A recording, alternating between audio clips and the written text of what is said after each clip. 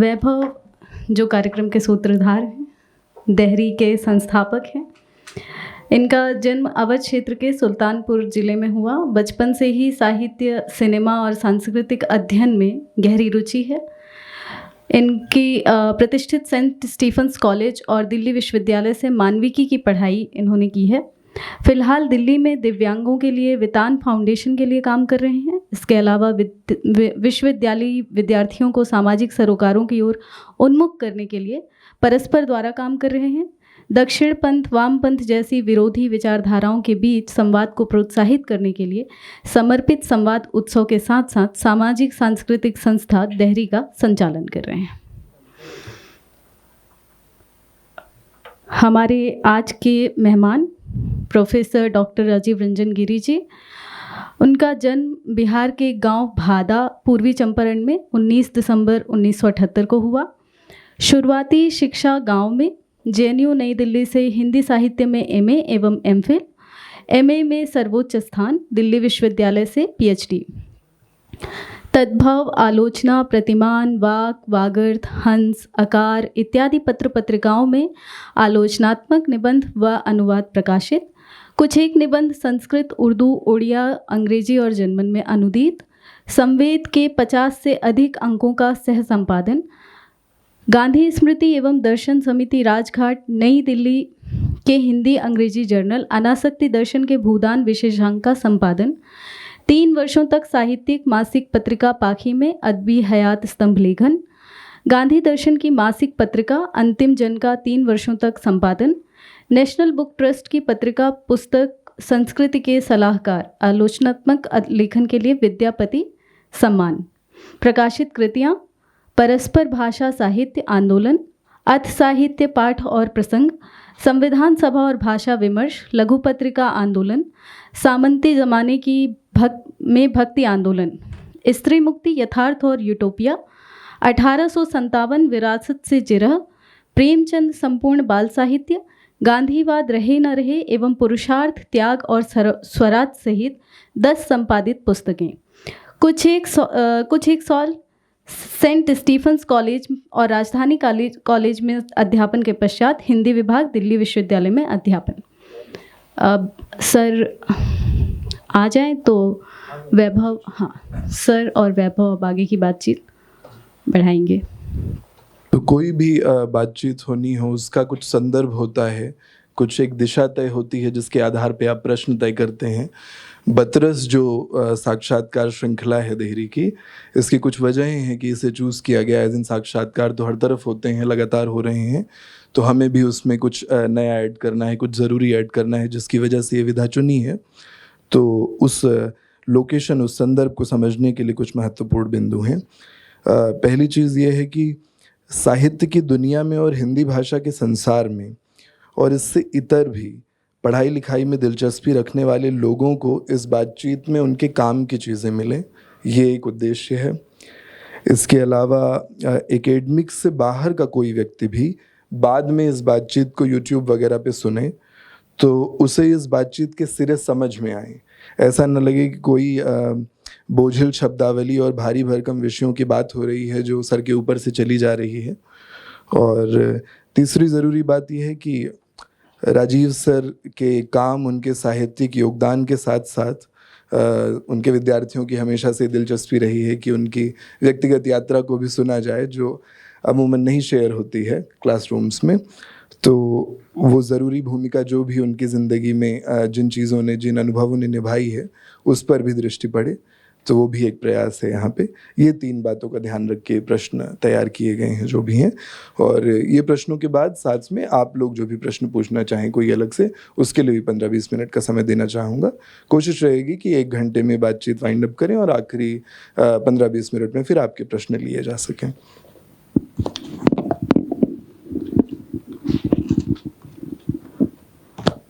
पहले प्रश्न पे आते हैं।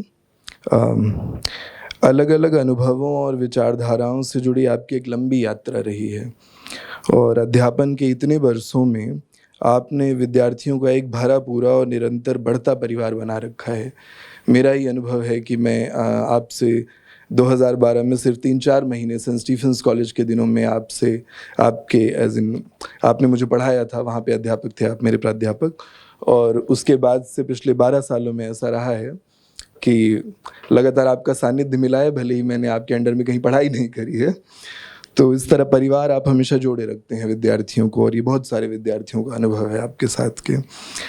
तो हम में से कईयों की दिलचस्पी रही है आपकी व्यक्तिगत यात्रा समझने में। अपने बचपन के और स्कूल कॉलेज के जो दिन थे, उसमें आपके मुख्य इम्प्रेशंस क्या थे, और वो कौन से बिंदु या अनुभव थे जिसने आप आज जैसे हैं वैसा आपको बनाने में महत्वपूर्ण भूमिका निभाई? वो फैक्टर्स, वो कारक समझना चाहेंगे हम। शुक्रिया वैभव और देहरी। हालांकि व्यक्तिगत सवालों से बचा जाए तो ज़्यादा अच्छा, पर जैसे सामान्य मध्यवर्गीय परिवार होता है, तो हम लोग गांव के हैं, वहाँ खेती होती है। हालांकि मेरे पापा अध्यापक थे। गांव के स्कूल में हम लोग पढ़ने गए। उस स्कूल की एक खूबी थी, चूँकि आजकल ये सेंट स्टीफेंस और कौन कौन कॉलेज का नाम आता है, तो हम लोग उसको मजाक में अब सेंट बोरिस स्कूल कहते हैं। चट्टी पर बैठ के वहाँ पढ़ाई होती थी। तो और वो चट्टी अपने घर से लेकर जाना होता था। और उस स्कूल में एक हेडमास्टर थे जो बेहद ईमानदार और बेहद सख्त, उनको सब लोग बड़की मास्टर साहब कहते थे। वो कद काठी से बहुत छोटे थे, लेकिन उनका नाम शायद ही कुछ लोगों को मालूम हो। सब लोग उनको बड़की मास्टर साहब कहते थे। उसी स्कूल में हम लोग पढ़ रहे थे। तब तक मेरे गांव में एक कन्वेंट स्कूल खुला, उसको माउंटेसरी कहा जाता था। गांव के सारे बच्चे उस स्कूल में चले गए। जो भी खाते पीते परिवार के बच्चे थे, सारे लोग उस स्कूल में चले गए, माउंटेसरी में। ये बड़की मास्टर साहब और उनके जो साथी थे, गांव में एक एक घर में घूमकर उन लोगों ने पूछा कि हमारी पढ़ाई में कुछ कमी है जो आप अलग से पैसा देकर अपने बच्चे को इस स्कूल में भेज रहे हैं। और वो माउंटेसरी उन लोगों ने बंद करवा दी। इसका मतलब यह हुआ कि सारे बच्चे फिर से सरकारी स्कूल में आ गए। और थोड़े दिनों बाद ही मेरे घर वाले मुझे किसी हॉस्टल में डाल दिए और वहाँ मैं रहकर पढ़ने लगा। तो मैं एक चीज़ देखता था कि मेरे पिता को स्कूल जब पहुँचना होता था, शायद ही कभी उन्होंने विलंब किया हो, शायद। वो बेहद सख्त और अनुशासित शिक्षक थे। उनको जितने बजे निकलना है वो चले ही जाते थे। और उन दिनों पिटाई वगैरह भी होती थी, तो इस स्कूल में भी पिटाई करते थे और घर में भी करते थे। और आजकल जैसा नहीं है कि कुछ मुकदमा हो जाएगा या ये सब कुछ, बल्कि घर के लोग जाकर अध्यापकों को कहते थे कि छड़ी का पूरा उपयोग करके इस बच्चे को ठीक से वो रखें, और अपना ही बच्चा समझिए, इसको जितना जैसे मन करे इसके कुटाई पिटाई सब करके। फिर हम लोग हॉस्टल में आ गए, वहाँ रहकर पढ़ने लगे। उसी दौरान फिर हम लोग कॉलेज में आए तो आजकल जिसको ये आइडियोलॉजी, विचारधारा, ये सारी चीज़ें कही जाती है, तो स्वाभाविक तौर पर पारिवारिक संस्कार की वजह से अगर आप बांटना चाहें तो हम सब लोगों का परिवार, मैंने मेरा परिवार दक्षिणपंथी कोटि में आएगा। हालांकि वो नहीं जानते होंगे कि वो दक्षिणपंथी हैं, लेकिन उनके सोचने समझने का ढंग उसी तरह का था। हम लोग भी स्वाभाविक तौर पर उसी हिसाब से पले बढ़े। बाद में आकर पता चला, जब विश्वविद्यालय में कोटियाँ पढ़ाई जाने लगी, तब समझ में आया कि अच्छा, हम ये सोचते थे वो इस कोटि में आएगी। उस दौरान हमारे शहर में एक अध्यापक आए जो दिल्ली विश्वविद्यालय के किरोड़ीमल कॉलेज में एडहॉक प्रोफेसर थे, और उनका परमानेंट सिलेक्शन नहीं हुआ। उसी साल उन्होंने यूपीएससी का इंटरव्यू दिया था, और वो 24-25 साल की उनकी उम्र थी। वो मेरे मोहल्ले के थे। संयोग से उनसे बातचीत हुई, मुलाकात हुई, और मेरे घर वाले चाहते थे, हम लोग कुछ राजनीतिक गतिविधियां चलाते थे अपने शहर में, तो घर के लोग चाहते थे कि शहर ये छोड़ दे, तो या तो बनारस जाए या दिल्ली विश्वविद्यालय जाए या JNU जाए। तो मेरे पापा ने मुझे तीनों जगह भेजा कि जाकर 2-2 3-3 दिन रह कर देख कर आओ। तो मैं पहले बनारस गया, 1 हफ्ता BHU में। उन्होंने किसी से बात की, उनके किसी दोस्त के बेटा वहाँ रहते थे लॉ डिपार्टमेंट में, वो आजकल हाई कोर्ट में यहाँ प्रैक्टिस करते हैं, पुष्कर भैया। तो उनके यहाँ मैं रुका और BHU पूरा देखा, बहुत आकर्षक लगा। फिर मैं दिल्ली विश्वविद्यालय आया, यहाँ जुबली हॉल में मैं रुका, ये भी अच्छा लगा। पर जब मैं JNU गया तो फिर तो बहुत ही अच्छा लगा। तो मेरे मन में आया कि ये तो JNU ही जाना चाहिए फिर। अब दिक्कत थी कि मेरी रुचि थी हिंदी में, हिंदी साहित्य में, पर मैं पढ़ता था इतिहास में, ऑनर्स कर रहा था। तो हमारे गांव के एक मृगेंद्र भैया थे, वो JNU से हिंदी में पढ़ाई कर रहे थे और उनके बड़े भाई दिल्ली विश्वविद्यालय में थे। तो उन लोगों ने कहा कि जो कुछ कुछ किताबें होती हैं वो पढ़ो। आप सब जान रहे होंगे, विश्वनाथ त्रिपाठी की एक किताब है, अब तो हिंदी साहित्य का सरल इतिहास नाम है, उन दिनों संक्षिप्त इतिहास नाम से NCERT ने छाप रखा था।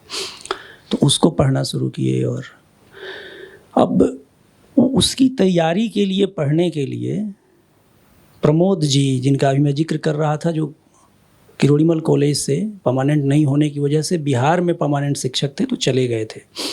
उन दिनों समझ में नहीं आता था कि कोई 24-25 साल का व्यक्ति प्रोफेसर कैसे हो सकता है, और प्रोफेसर है और हम लोगों के साथ घूमता है और चाय पिलाता है, साथ साथ सब्जी खरीदने जाता है। बाकी प्रोफेसर लोग थोड़े माने स्नेह रखते थे, पर एक दूरी के साथ। और हमारे शहर में आलम ये था कि कॉलेज में पढ़ाई नहीं होती थी, सारे अध्यापक ट्यूशन पढ़ाते थे। तो मैं भी हिस्ट्री का ट्यूशन पढ़ता था, हिस्ट्री ऑनर्स का। क्लास में चाहे जो हो, पर हिस्ट्री ऑनर्स के जिनके नोट्स पॉपुलर थे वो सबसे लोकप्रिय अध्यापक उन दिनों थे, जो गेस लड़ा देते हों। 10 सवाल बताए, उसमें से 6 लड़ जाए, 7 लड़ जाए। अगर बहुत टैलेंटेड माने जाते थे तो 8 लड़ जाए। तो टैलेंट की परिभाषा ये थी। तो मैं जब प्रमोद भैया से मिला, मोहल्ले के थे इसलिए मैं भैया कहता था, तो उन्होंने कहा कि कुछ नोट्स हमको लाकर दिखाइए। तो मैंने, जो हमारे ट्यूशन वाले अध्यापक थे, उनका नोट्स मैंने लाकर दिखाया। तो उन्होंने कहा ये आपने बनाया है? मैंने कहा नहीं, हम क्यों बनाएंगे, सर लिखवाते हैं।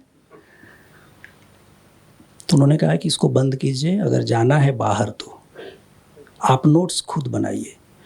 और करीब 3.5 महीने में उन्होंने हमसे नोट्स बनवाया। अभी भी मुझे याद है, फ्रांसीसी क्रांति में दार्शनिकों की भूमिका। मैं हर बार बना के ले जाता था, वो काट देते थे। दरअसल वो लिखना सिखाना चाहते थे और टेक्स्ट अलग अलग किताबें हर बार देते थे, पढ़ के आइए। और मैं उन दिनों वो कुछ बात बीच में आती थी और वो गांधी का नाम लेते थे और हम लोग भड़क जाते थे। नाम आई पर हम लोगों को गुस्सा आ जाता था, नाम सुनते ही। तो उन्होंने एक बार बातचीत में कहा कि आप गांधी को जब गाली वाली देते हैं तो बड़ा अच्छा लगता है, पर थोड़ा पढ़ लीजिएगा उनके बारे में तो और दीजिएगा। हम लोगों ने कहा बात तो सही है। तो उन्होंने पहली किताब दी हिंद स्वराज, मुझे समझ में नहीं, मैंने कहा ये तो नींद आ जाती है जब मैं पढ़ता हूँ। तो फिर उन्होंने कुछ इस तरह किताबें देनी शुरू की। अब जैसे जैसे मैं उनसे पढ़ता और बात करता था, जो जो सवाल मुझे लगता था, या मैं जहाँ रहता था मेरे आस पड़ोस के लोग जब देखते थे कि अच्छा किसी प्रोफेसर के पास जाते हो और वो नौजवान है और गांधी वांधी का नाम लेता है, तो हमको कुछ सवाल, जो आजकल भी बहुत वही सवाल चलते हैं, लिखवाते थे कि जाके उससे ये पूछो। और मैं जाके पूछता था, वो कहते थे मुझे कुछ बताना ही नहीं है, ये किताब है आप पढ़ लो। अब जैसे जैसे हुआ ये सारी चीज़ें होने लगी और जो गांधी के प्रति भाव था वो बदलने लगा। मुझे बहुत दिनों बाद पता चला कि वो एक खास तरह के विचार में प्रशिक्षित व्यक्ति थे और उनके राजनीतिक गुरु थे किशन पटनायक। हमारे शहर में किशन पटनायक आए, हम लोग मिलने गए और पता चला कि ये सबसे यंगेस्ट सांसद रह चुके हैं भारत में। नेहरू पर इन्होंने सवाल खड़ा किया है और वो जितनी आत्मीयता से बात कर रहे थे, लगा कि ऐसा भी नेता होता है। इस तरह बात कोई अभी की बात ही नहीं कर रहे हैं, क्या पढ़ते हो, क्या पढ़ना चाहिए, कैसे सोचना चाहिए। सोचने के लिए कौन सा दिन, उनका जो एक सवाल था जो मुझे लगा कि ये क्या कह रहे हैं। उन्होंने कहा कि सोचने के लिए कोई दिन रखते हो तुम लोग हफ्ते में? तो वह सोचने के लिए कैसे दिन रखना है? उन्होंने कहा नहीं, सोचने के लिए समय तय करो। उसके बाद हम लोग शहर में सक्रिय हो गए, कुछ सांस्कृतिक गतिविधियों को लेकर सेमिनार कराना, कुछ बहसें कराना। और उन दिनों हम लोग अपने शहर को साइकिल में 1 घंटे में नाप देते थे। 8-10 लड़के एक साथ साइकिल से चलते थे और एक पत्रिका थी सामयिक वार्ता जिसको हम लोग बांटते थे, उसका ग्राहक बनाते थे। और उस समय के अपने प्रोफेसरों से बातचीत करते थे। सब कहते थे कि तुम लोग सोचने का ढंग अब तुम लोगों का बदल गया है। आने पर मैं ऐसे बताता था लोगों को कि सच्चिदानंद सिन्हा से हम मिले हैं, तो लोगों को आश्चर्य होता था। हम लोग कहते थे हम उनके घर गए थे गांव में। मैं आज अपने कुछ बच्चों को बता रहा था, उनका कामू का उन्होंने एक अनुवाद किया है सईदा बाबू ने, न्यायी हत्यारे नाम से, और टेक्स्ट में न्यायप्रिय शामिल है। तो हम लोग समझा रहे थे कि देखो न्यायी हत्यारे कैसे बेहतर अनुवाद है जो टेक्स्ट में नहीं है, और ये आदमी गांव में रहते हैं। पर एक अपने समय का एक उन्नत मस्तिष्क जिसको कहा जा सकता है, जो गांव में रहकर भी देश में महत्वपूर्ण पुस्तकें जिसने लिखी हो और देश के बड़े बुद्धिजीवी जिनकी ओर तवज्जो भरी निगाह से देखते हों, उनको हम लोग अपने कॉलेज में एक पोस्ट कार्ड लिख कर बुला लेते थे ट्रेन से। कॉलेज में कुछ पोस्टर वगैरह लगाना, ये सब कुछ शुरू किया हम लोग। कुछ वॉल राइटिंग करने लगे बहुराष्ट्रीय कंपनियों के खिलाफ, स्वदेशी के पक्ष में, और काफ़ी रोचक उसके अनुभव थे। एक था हमारे शहर में एक व्यक्ति डीएसपी बनकर आए, यंग थे वो भी, दुबले पतले, कविता कहानी में रुचि थी, सुशील कुमार नाम है, आजकल वो पटना में पुलिस अधिकारी हैं। तो एक बार उन्होंने हम लोगों को रात को कहा कि तुम लोग जो ये लिखते हो मोनसेंटो के बीच किसान विरोधी हैं, बहुराष्ट्रीय कंपनियां, वापस जाओ, तो लोगों का दीवार खराब हो जाता है। तो हम लोग कहते थे कि लेकिन हम लोग वही खोजते हैं, ये नारा लिखना है। एक रात हम लोग जा रहे थे लिखने और वो लौट रहे थे, वो बोले चलो हम भी चलेंगे साथ। सबको मज़ा आता था, एक अच्छा लगता था। पर हम लोग उन्हीं दिनों जानने लगे थे जो बाकी हमारे शहर के जो गुड बॉय गुड गर्ल थे, जो बैंकिंग की तैयारी करते थे, जो जिनके घर हम लोग जाकर जैसे ही घंटी साइकिल की बजाते थे, मानो वो चाची जिनका वो बेटा रहता था, वो कहता था, चाची कहती थी बउआ नहीं खे, बउआ नहीं खे, बउआ गैल बा। वो समझते थे कि सब बिगाड़ने वाले बच्चे हैं। वो बेचारे जो जितने गुड बॉय थे वो सब वहीं रह गए, वो नहीं आगे पढ़ पाए, नहीं उनके सोचने का ढंग बदल पाया। और जिनको लोग समझ रहे थे कि ये बिगड़ने वाले हैं, वो सब अपने शहर से दूसरी जगह चले गए पढ़ाई करने, और ठीक ठाक उन लोगों ने कुछ कुछ कर लिया। ये वहाँ से जब जेएनयू आया तो तब तक मैं गांधी बाबा का हो चुका था। तो यहाँ मैं हर चीज़ में मुझे गांधी नज़र आए। तो हम लोगों ने एक ग्रुप बनाया जिसका नाम था विकल्प। उसमें हम लोग एबीवीपी के बच्चों से भी और लेफ़्ट के बच्चों से भी बातचीत करते थे। हमारे जेएनयू में उन दिनों एक वाक़या हुआ, लेफ़्ट के लोगों ने, शायद आरोप यही लगा, अब सच्चाई कितनी है मुझे नहीं मालूम, विवेकानंद की तस्वीर फाड़ दी। तो विवेकानंद मुझे अपील करते थे, लेकिन उसके बाद जिस तरह लड़ाई होती थी वो अच्छा नहीं लगता था। तो हम लोग दोनों को साथ बैठाकर बातचीत करने की कोशिश किए कि सेमिनार ऐसा किया जाए रात में डिनर के बाद जिसमें सब लोग साथ बैठ के कर सकें कुछ। धीरे धीरे वो चला कुछ, लेकिन बहुत कारगर नहीं हुआ। थोड़े से ही लोग हम लोगों के साथ थे, हम लोगों के, जिसमें भारत के उन महापुरुषों को भी जिनको अब दक्षिणपंथ के खांचे में डाल दिया गया है, हम उनको भी अपना नायक और पूर्वज मानते थे। और उन मूल्यों को भी जिनको अब प्रगतिशील या तरक्की पसंद कहा जाता है, उन मूल्यों में भी हमारा आकर्षण था। तो ऐसे कुछ लोगों के लेख वगैरह जब छपते थे तो हम लोग अखबार से काट के उसका फ़ोटोकॉपी कराकर कूलर पर चिपका देते थे अलग अलग हॉस्टल में घूमकर, कि इसको भी ऐसे पढ़ा जाना चाहिए। जेएनयू में उन दिनों ये बहुत अच्छी बात थी कि आपको 15-20 रुपए में आप पूरे जेएनयू में कोई मैसेज फैला सकते हैं। 25 पैसे 30 पैसे फ़ोटोकॉपी होता था, 50-60 फ़ोटोकॉपी कराए किसी लेख का जो आपको अच्छा लगा और लेके चिपका दिए। गोंद के साथ, और इसको कोई बुरा नहीं मानता था, बहुत अच्छा माना जाता था। लोग उस पर बहस करते थे, उसका जवाब लिखते थे, पूरी श्रृंखला चलती थी। मुझे याद है ये किसी बच्चे ने जेएनयू में एक पोस्टर लगाया, बेगुनाह कौन है इस शहर में कातिल के सिवा, और उसके बाद करीब 10 लोगों ने उस बहस में भागीदारी की, लिख कर जवाब देते थे। पता भी नहीं रहता था कि ये किनका पोस्टर है। कई बार जो प्रामाणिक रूप से संगठन थे वो तो अपना नाम लिखकर जारी करते थे, जो छोटे समूह थे उनकी कोई पहचान नहीं थी, लेकिन वो भी अपना पोस्टर लगाते थे और उसको भी तवज्जो मिलता था। इसी बहस के दौरान घर के लोग कुछ और पढ़ने के लिए यहाँ भेजे थे।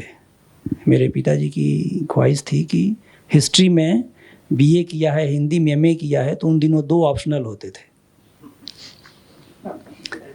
पर जब जेएनयू आया तो मुझे लगा कि नहीं, ये सब अध्यापक ही बनना अच्छा है। उसी में मन लगने लगा और आलोचक बनना है ये सोचकर। तो उन दिनों कुछ कविताएं कहीं कहीं छपी थी, उसको फाड़ वाड़ के फेंक दी कि अब ये नहीं रखना है अपने पास, अपने को ठोक पीट के जैसा भी हो आलोचना के क्षेत्र में ही जाना है। और उन्हीं दिनों पढ़ाने लिखाने का कुछ चूँकि अध्यापन में ही रहना था, तो कहीं कहीं जहाँ होता था घूम घूम के इंटरव्यू देते थे, नौकरी की कोशिश में लगे रहते थे। बहुत समय बाद करीब 42 इंटरव्यू देने के बाद राजधानी कॉलेज में नौकरी मिली ही, तो फिर ये चलता रहा। और अच्छा लगता था, चूँकि हमारे जो अध्यापक थे प्रमोद जी, वो अकेला थे उन दिनों, तो स्टोव पर खाना भी साथ बनाते थे और बात करते थे। किसी चीज़ पर वो उत्तेजित नहीं होते थे, वो हर चीज़ का कहते थे कि इसका ऐसे सोचिए, सोच कर देखिए, ज़रा देखो, ऐसा सोच के देखो। और वो दूसरे शहर के अध्यापक थे, मैं उनको आज इतना याद कर रहा हूँ। हमारे शहर से वो दूसरे शहर में जाते थे, पर हमारे शहर में नौजवानों का, जागरूक नौजवानों की जो पूरी टोली थी 40-50 लोगों की, वो इनके हिसाब से काम करती थी। हम लोग अपने कॉलेज में कभी कुछ आंदोलन हंगामा करते थे तो हमारे प्रिंसिपल इनके प्रिंसिपल को फ़ोन करते थे दूसरे शहर में कि उन्हीं के बच्चे हैं, इन लोगों ने ऐसा कर रखा है कॉलेज में, कि उनसे कहलवाओ। और यहाँ आने पर धीरे धीरे समझ में आया कि ये वामपंथ है, दक्षिणपंथ है। पर एक चीज़ वैभव, गांधी को कहाँ रखेंगे? गांधी को कोई दक्षिणपंथी नहीं कह सकता। पर अगर गांधी को दक्षिणपंथी नहीं कहेंगे तो क्या वामपंथी कहेंगे? गांधी को कोई वामपंथी भी नहीं कह सकता। तो हमको लगता है जो एक बुद्ध से लेकर गांधी तक एक धारा थी, जिसको आप खांचे में मत बांटें और एक संतुलित विवेक के साथ उन पर सोचना शुरू करें, तो उसमें आदमी धीरे धीरे लगा रहा। वो अच्छा लगता था, उससे सुकून मिलता था। हाँ, जो भी कुछ जिन वजहों से जो काफ़ी बच्चे जो जुड़े, वो करने से अच्छा लगता था। तो उनके लिए मैं कर रहा था ऐसा मुझे नहीं लगता। मुझे लगता है मैं अपने लिए ही जो थोड़ा बहुत कर रहा था अपने सुकून के लिए, और उसी में बच्चे, कुछ अच्छे बच्चे जुड़ते चले जाते थे। तो ये था मामला। सुंदर। तो उसमें है अगला सवाल, अब साहित्य की दुनिया पे आते हैं। तो साहित्य की दुनिया में आने वाली कई समस्याओं के लिए अमूमन अध्यापकों, प्राध्यापकों की कथित मनमानी, मठाधीशी, उनका फेवरेटिज्म, जोड़ तोड़, इसको जिम्मेदार माना जाता है। और अगर ये समस्या सच में है तो आप अपने विद्यार्थी जीवन और अध्यापन दोनों के अनुभवों के संदर्भ में इस समस्या को कैसे देखते हैं? और साहित्य और एकेडमिक्स दोनों को ऐसी मठाधीशी या फेवरेटिज्म वगैरह से बचाने का, या कम से कम नुकसान हो इन क्षेत्रों का, इन समस्याओं से, उसके लिए आप क्या तरीके अभी तक निकाल पाए हैं या सुझा सकते हैं? बड़ा कठिन सवाल है ये। पर मेरा तजर्बा, निजी तजर्बा थोड़ा भिन्न है।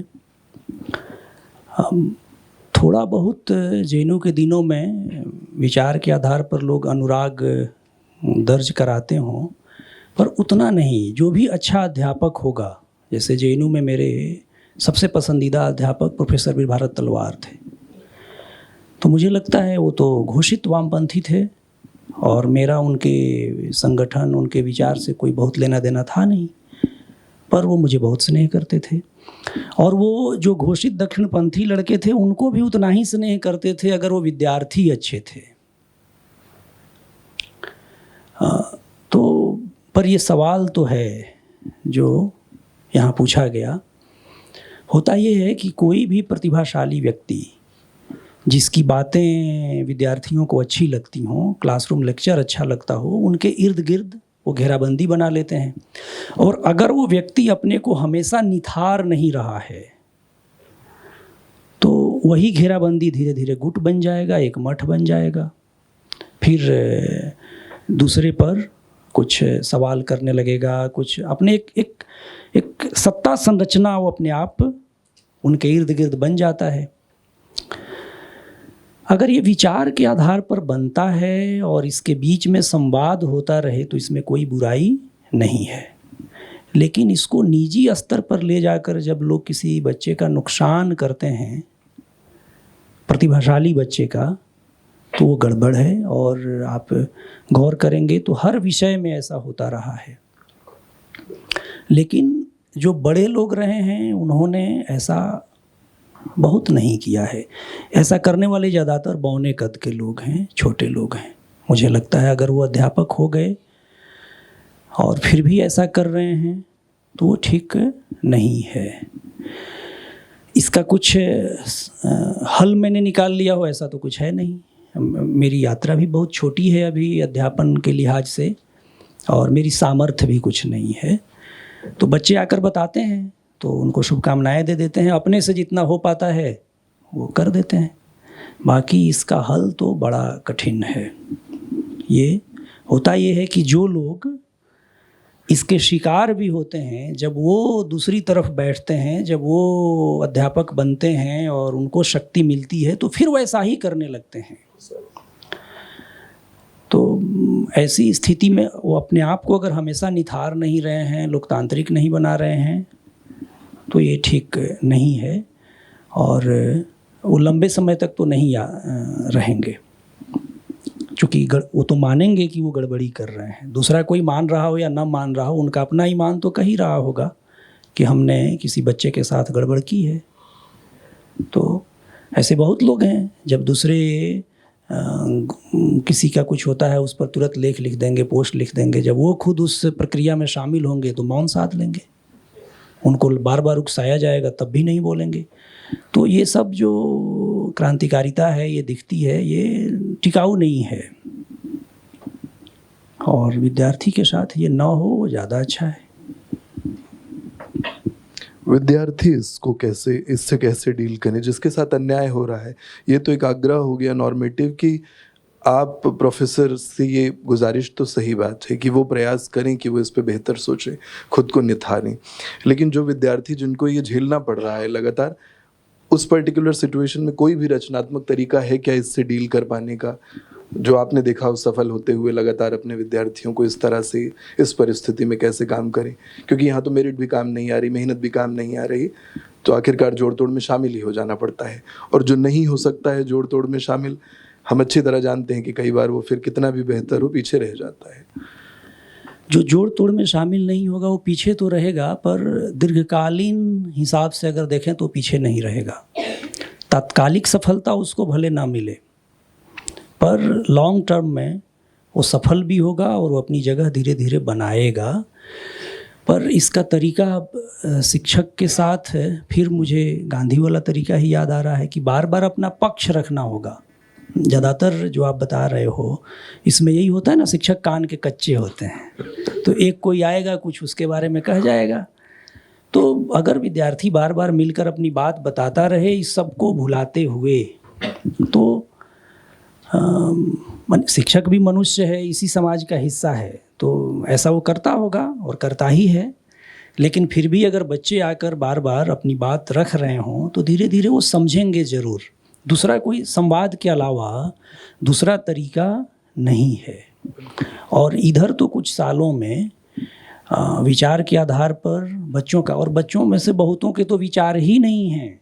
मैं बहुत कड़ी बात आपको कह रहा हूँ ये तो झूठी बात है कि विचार के आधार पर उनके साथ आग्रह दुराग्रह होता है, उनके साथ कोई अनुराग रखता है, या वो अगर वो सही में किसी विचार के हैं और उसके प्रति वो प्रतिबद्ध हैं और उसकी चीज़ों को ठीक से जानते हैं, अपने ही विचार की चीज़ों को, चाहे वो जिस विचार के हों, ठीक से पढ़े हों और एकेडमिकली विवेक के साथ और तर्क के साथ अपनी बात अगर जाकर रखते हैं, तो कोई अध्यापक उसको इग्नोर नहीं कर पाएगा, उपेक्षा उसकी नहीं कर पाएगा। बार बार बात ही करना उपाय है, दूसरा क्या उपाय हो सकता है? दूसरा तो कुछ हमको दिख नहीं रहा कि कोई उपाय हो। संवाद में ही आपका विश्वास है, जो बार बार वही बात करना आती है, होगा, वही अकेला वही, रास्ता बचता दूसरा है। कुछ नहीं हो सकता। लेकिन ये बहुत कठिन रास्ता बन जाता है। ये कठिन है, बिल्कुल कठिन है, संवाद का रास्ता तो बहुत कठिन है, लेकिन दूसरा कोई तरीका नहीं है जो सफल भी हो, ये भी ध्यान तो रखना होगा। बिल्कुल। अच्छा, अगला प्रश्न जो है, महात्मा गांधी पे आपका विस्तृत काम रहा है, पिछले सवालों के जवाब में भी आपने उनका रेफरेंस लाया ही। देश दुनिया को लेके उनके कामों, उनके बातों से आपकी सहमति दिखती है लगातार। आप द्वारा संपादित किताबों गांधीवाद रहे न रहे और पुरुषार्थ, त्याग और स्वराज, दोनों में ही आप पूरे दमखम से गांधी के साथ हैं। तो आज गांधी के ठीक विपरीत और कई बार स्पष्ट रूप से उनके विरुद्ध वातावरण बना रहता है। ऐसे में सामाजिक राजनीतिक गतिविधियों में जो लोग लगे हैं और गांधी के विचारों के आग्रही हैं, उसके समर्थक हैं, उन्हें बेवजह के विवादों से यथासंभव बच के रचनात्मक तरीके से गांधी के ही विचारों के साथ आगे बढ़ना हो, सामाजिक गतिविधियों में, राजनीतिक गतिविधियों में भी, तो कोई रोड मैप, कोई कॉन्क्रीट चीज़ आपको समझ में आई है उसे कैसे रचनात्मक तरीके से और विवादों से बचते हुए यथासंभव, हालांकि ये कठिन संतुलन है मैं जानता हूँ, लेकिन कैसे कुछ आपको समझ में आया हो, क्योंकि आपका प्रयास मुझे ज़रूर दिखा है इस तरह का। हाँ, राजनीतिक काम में कैसे होगा वो मैं नहीं समझ पा रहा, क्योंकि राजनीति तो आजकल बहुत ही महंगा और कठोर एक संरचना निर्मित कर चुकी है। पर समाज में अपने अपने स्तर पर छोटे छोटे सही ही छोटे छोटे गांधी लोग ही बहुत सक्रिय हैं, और विवाद से बचना जैसा कुछ होता नहीं है।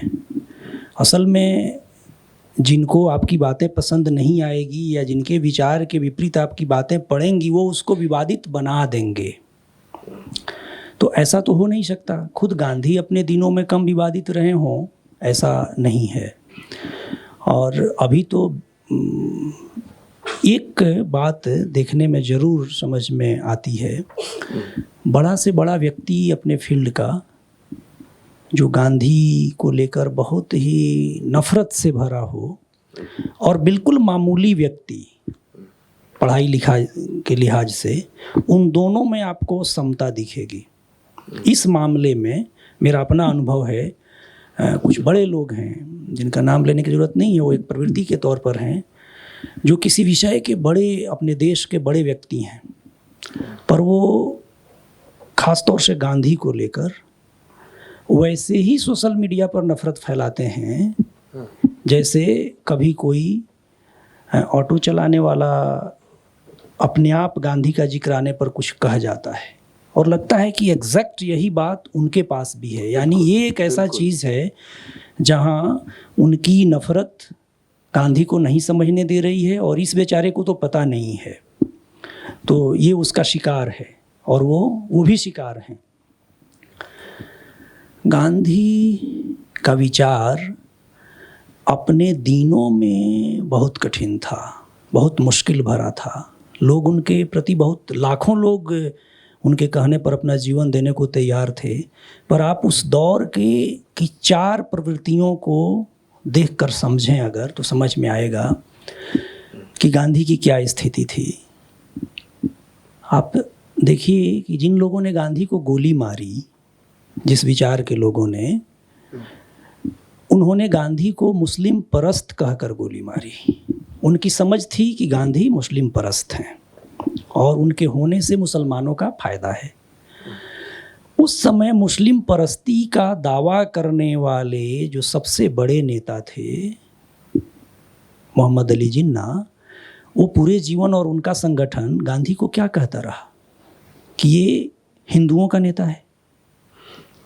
अब आप समझिए, गोली मारने वाला धकेल कर उनको कर रहा है कि मुस्लिम परस्त हैं, और जो मुस्लिमों की राजनीति करने का दावा कर रहा है मुस्लिम लीग का लोग, वो उनको धकेल कर कह रहा है कि नहीं नहीं, ये तो बहुत ही चालाक हिंदू है। अब दूसरी, उस समय की एक बहुत प्रतिभाशाली मस्तिष्क वाले बाबा साहब डॉक्टर अंबेडकर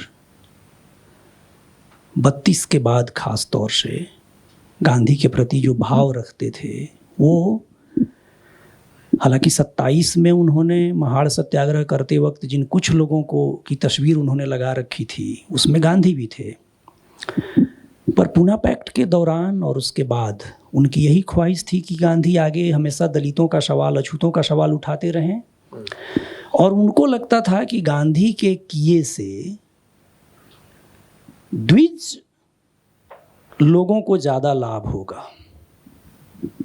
यानी मैं ये नहीं कह रहा कि उस समय के सबसे बड़े दलित नेता वही थे, या मेरी बात से ये ना समझा जाए कि उस समय के सबसे बड़े मुस्लिम नेता जिन्ना थे, पर जिन लोगों ने इस समुदाय की राजनीति करने का दावा किया, तो बाबा साहब गांधी को किस खांचे में देखते समझते रहे।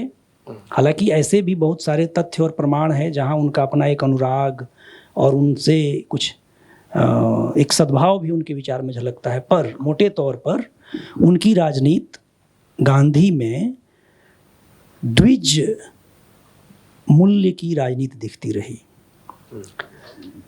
और इनके सबसे तीखेपन के शिकार गांधी हुए।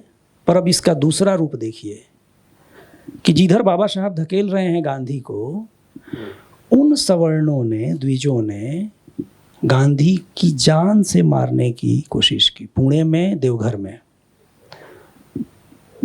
गांधी अछूतों का प्रश्न उठा रहे थे, तो सवर्णों को लग रहा था, द्विजों को खास तौर से, कि ये तो सब कुछ इनके निगाह में अछूत सवाल है, और उन पर हमले हुए, जान लेने की बम फेंका गया उन पर पुणे में, और लाठी चार्ज किया गया देवघर में। तो आप सब, मैं कहना ये चाहता हूँ कि अगर ये चार तरह के विचार हैं, तो सब गांधी को धकेल रहे हैं दूसरी तरफ, अपने विरोधी की तरफ, और ये मान कर रहे हैं कि ये हमारे विरोधी के साथ हैं। पर आप जब सोचा जाता है तो लगता है कि वो थे किसके साथ। दरअसल वो सबको एक जैसा देखने की कोशिश कर रहे थे। मैं अपने कई बच्चों को समझाने के लिए, चूँकि ज़्यादातर बच्चे गांधी के प्रति नफ़रत से भरे हुए ही आते हैं अपने पास, तो मैं कहता हूँ कि अगर तुम कभी संयुक्त परिवार में रहे हो और तुम्हारे पिता 3-4 भाई हों, तो तुम देखना तुम्हारे दादा पर तुम्हारी माँ ब्लेम करती होंगी अमूमन कि देवरानी के बच्चे को ज़्यादा मानते हैं ये, देवरानी कहती होगी कि जेठानी के बच्चे को ज़्यादा मानते हैं ये। हर आदमी ब्लेम करता होगा उस व्यक्ति पर कि ये मेरी संतान के अलावा दूसरे की संतान को ज़्यादा मानता है। मुझे लगता है कई बार गांधी के साथ भी यही हो गया। सबको लगता था, सबकी अपेक्षा थी कि ये सिर्फ मेरे लिए करे, जो गांधी नहीं कर सकते थे। सरोजिनी नायडू की इच्छा थी कि औरतों के सवाल के लिए पूरा वो करें। बाबा साहब चाहते थे कि नहीं, अब पूरा जीवन अछूत सवाल पर लगाएं, पर उनके लिए सारे सवाल थे, और ये सारे सवाल संबद्ध थे। मैं आपको एक बात कहूँ कि दरअसल यही सनातनी दृष्टि है। आजकल तो सनातन का शोर और सनातनवादी बहुत दूसरे तरह के हो गए हैं, जो हर चीज़ में एक ऑर्गेनिक रिश्ता देखे, जिसको ये लगे कि हम यहाँ कुछ भी कर रहे हैं तो इस सृष्टि में इसका असर जो हमसे सीधा नहीं जुड़ा है उसके साथ भी, उस पर भी इसका असर हो रहा है। तो गांधी इस मूल्य को लेकर चलने वाले व्यक्ति थे, इसलिए वो इसके शिकार हुए।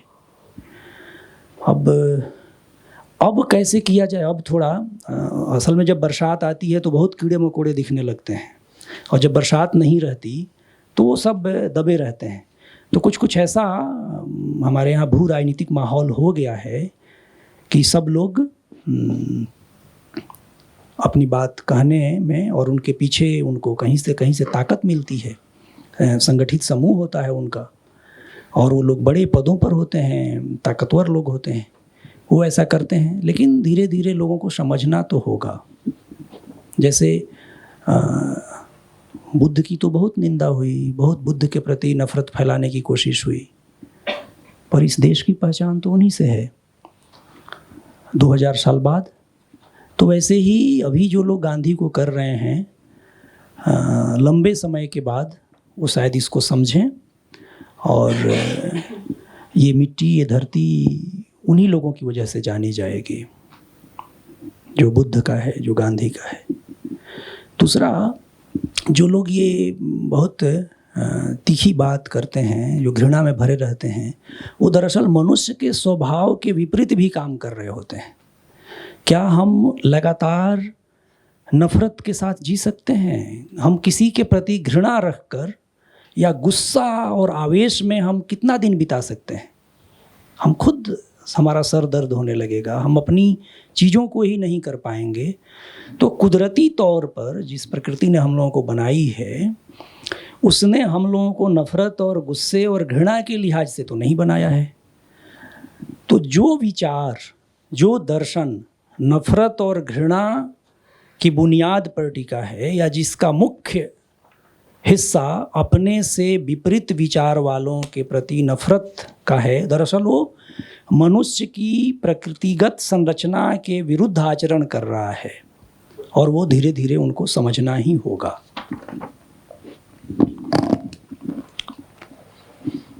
जिस किताब का नाम है यहाँ पर परस्पर भाषा, साहित्य और आंदोलन, उस किताब के रिगार्डिंग ये प्रश्न था, या उससे निकल रहा था उसके संदर्भ में।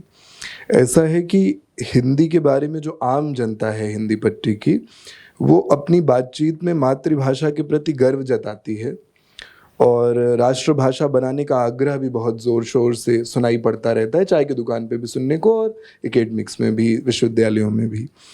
लेकिन जो इस शोर के पीछे के तर्क हैं, इसकी ज़रूरत या गैर ज़रूरी होना इसका जो है, उसके पीछे हिंदी का इतिहास, हिंदी के तमाम सारे पहलू हैं शामिल, उसकी यात्रा, उसकी सैद्धांतिक समझ जो है, वो सबसे इनमें से ज़्यादातर लोग अनजान हैं जो ये शोर कर रहे होते हैं। तो आपकी किताब जो है उसके बारे में बात कही गई कई जगहों पे, मैंने पढ़ा जब परस्पर के बारे में, कि उस सैद्धांतिक ज़रूरत को पूरा करती है। लेकिन एक समस्या जो आई मुझे लगातार सबसे बात करते हुए इस तरह की बातों में, कि ऐसी किताब लिखते हुए आपको कुछ खास तरह की शब्दावली इस्तेमाल करनी पड़ती है, उस विषय से न्याय के लिए आपको बहुत परिश्रम करना पड़ता है, वो शोध पत्र होते हैं, और आप अब अध्यापक, प्राध्यापक के रूप में जब आप देखते हैं, तो नए बच्चे, तमाम सारे लोगों को समझाने के लिए कई बार आपको दूसरी भाषा वो इस्तेमाल करनी पड़ती होगी, उन्हीं सैद्धांतिक चीज़ों के बारे में लोगों को अवेयर करने के लिए।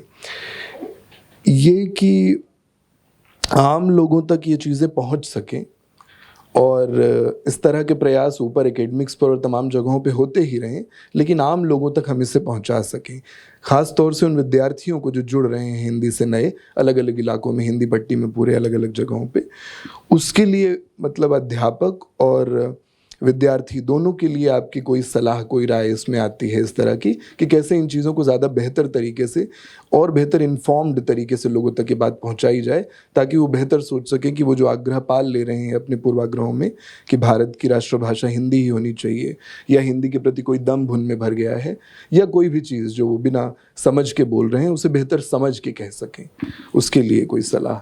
दरअसल मैं सलाह देने की हैसियत मेरी नहीं है, पर मैं जो करता हूँ वो ये कि मैं अगर शोध पत्र लिख रहा हूँ तो उसकी एक संरचना है जो हम पर आरोपित है। वो ढांचा बताया हुआ है कि आपको अपनी बात इसी फॉर्मेट में कहना है, जिस वजह से ये दुविधाएं आती हैं। पर मैं कोशिश करता हूँ कि मैं कहानी के ज़रिए अपनी सारी बातें कहूँ। तो जो जिन बच्चों के साथ मैंने पढ़ने पढ़ाने का काम किया है, उन्होंने दो चीज़ देखा होगा कि मैं अक्सर कहानियाँ सुनाता हूँ उनको, चाहे पढ़ा कुछ भी रहा हूँ, और दूसरा मैं उनसे बातचीत करते रहता हूँ।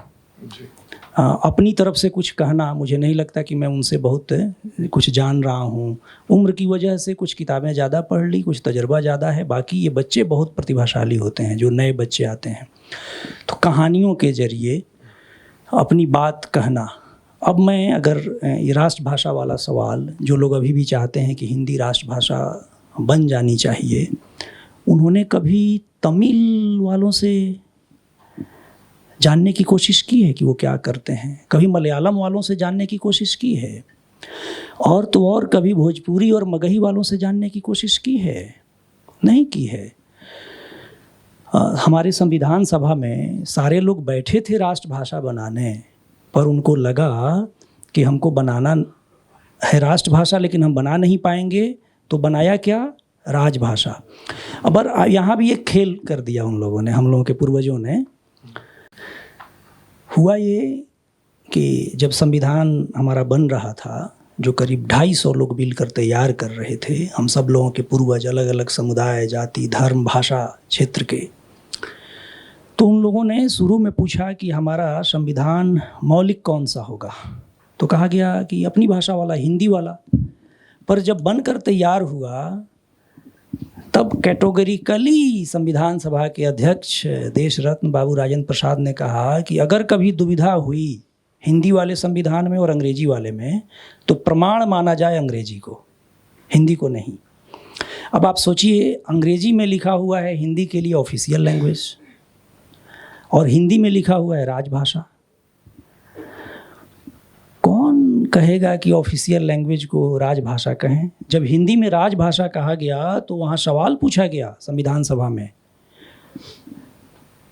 चेन्नई के एक सदस्य के द्वारा कि अगर ये राज करने वाली भाषा है, तो हमारी भाषा क्या है? क्या हमारी भाषा दासी भाषा है? आप समझिए कि ये कितनी चिंताजनक स्थिति होगी।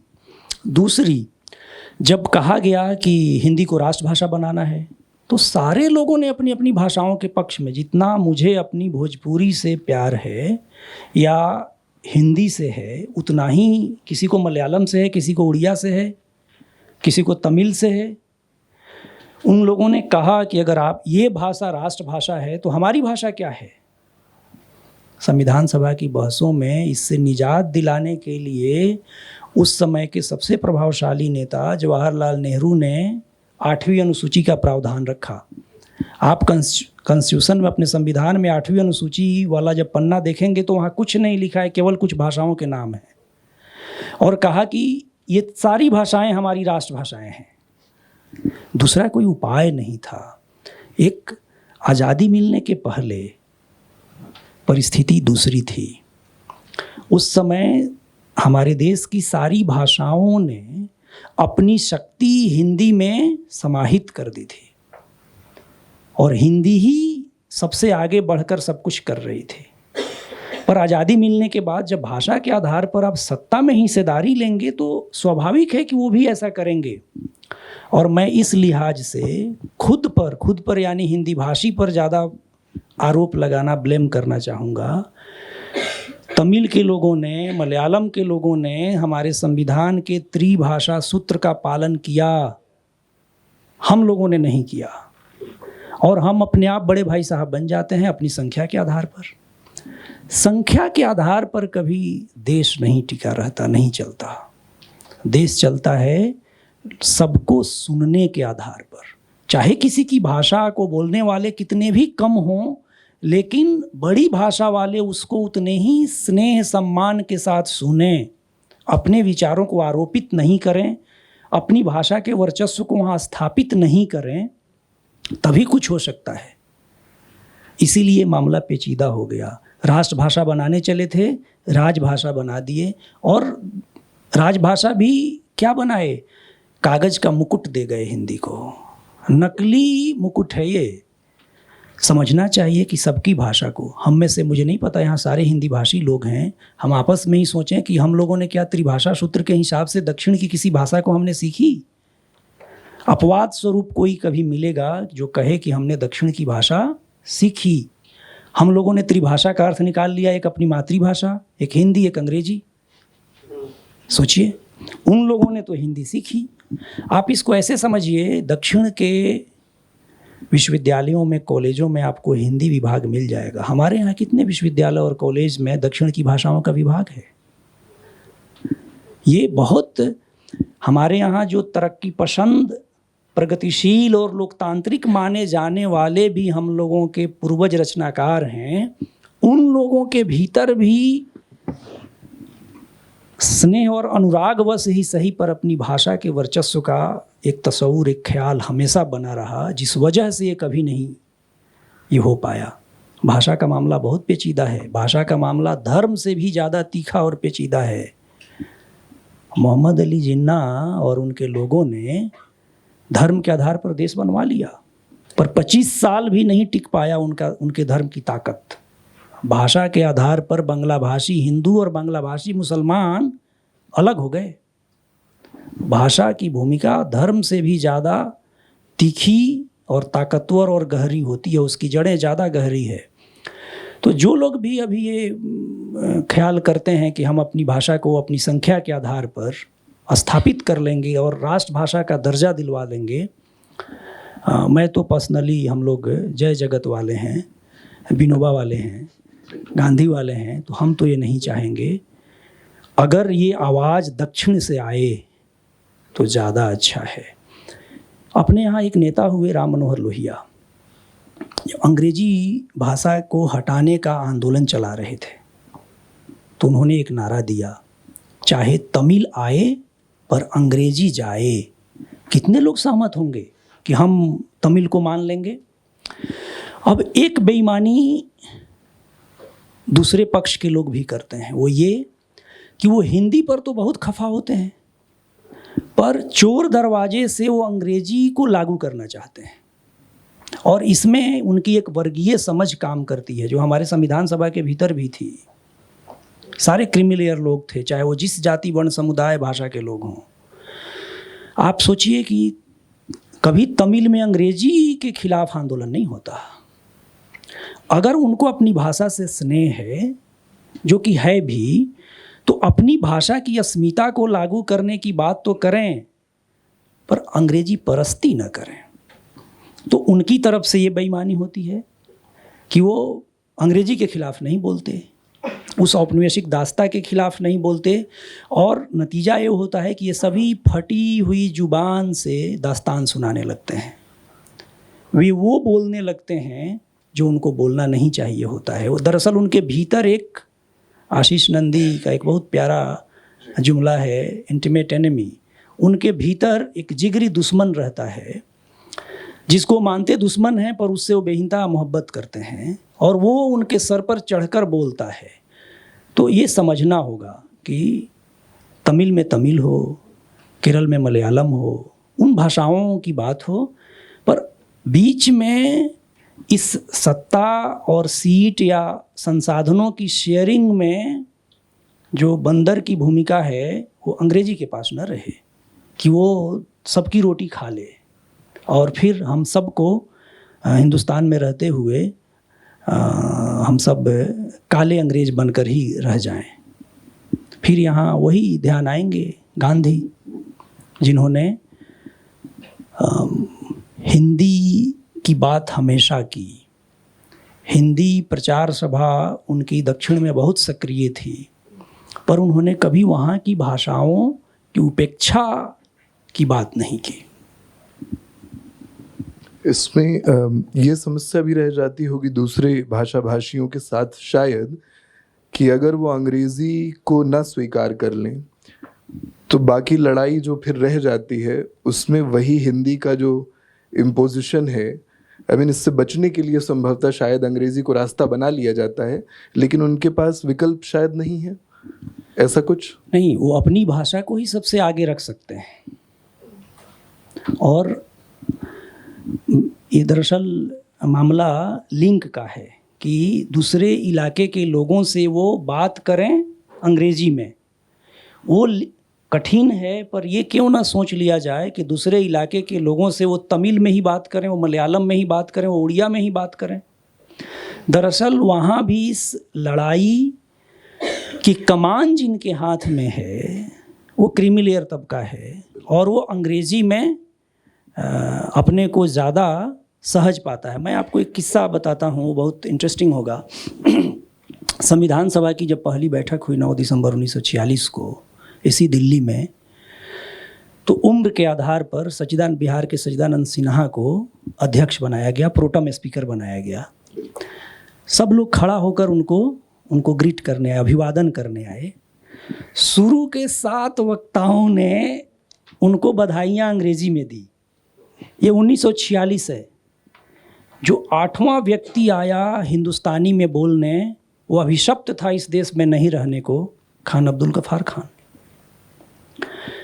वे सारे लोग चाहे दावेदारी जितने करते हों, उनके इरादे जितने पवित्र हों, पर उनका बौद्धिक प्रशिक्षण, वो दीक्षित हो चुके थे अंग्रेजी की संरचना में ही। इसी भाषा में वो अपनी बात कह पाते थे।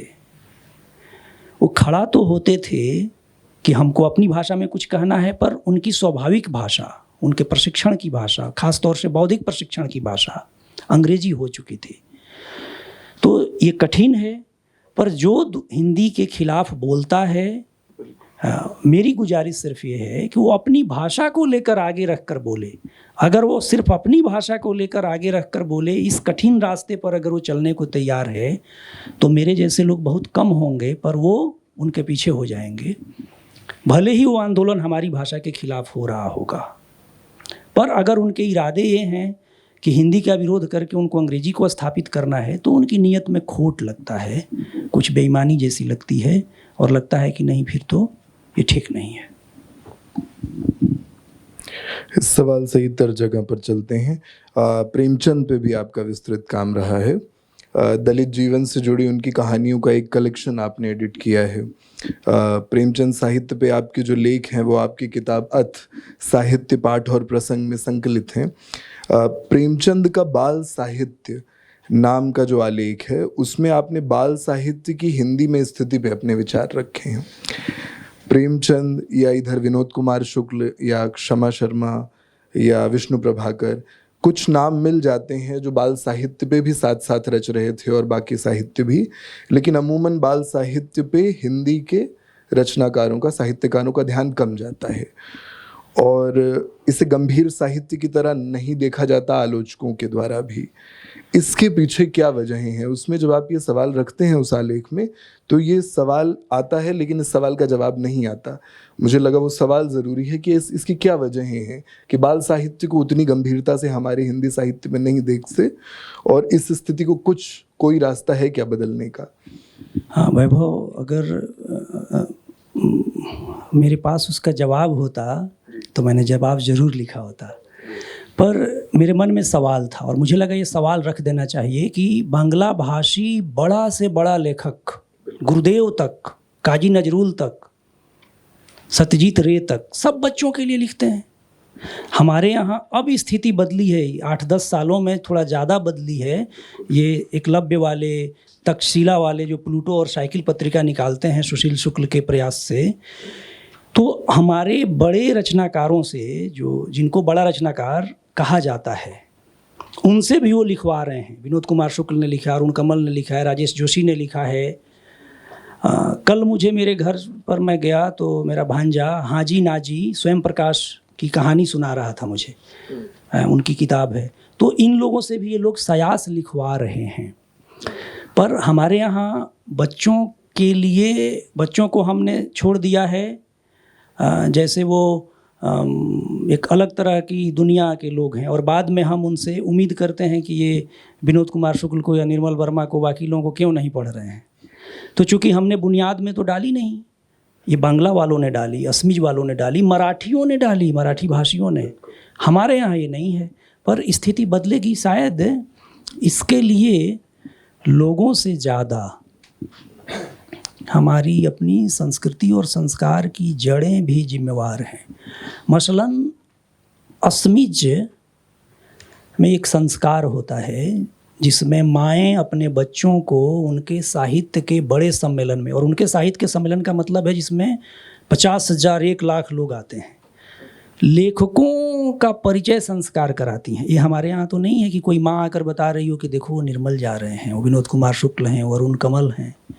ये मराठी भाषियों में भी है।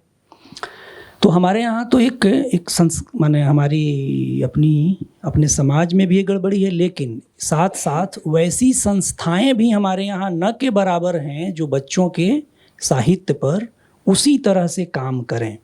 बच्चों पर लिखने वाले लोग कम नहीं हैं, लेकिन उनकी तरफ ध्यान कम जाता है। अब जो सांस्थानिक प्रयास हैं उसके जरिए जाने लगा है।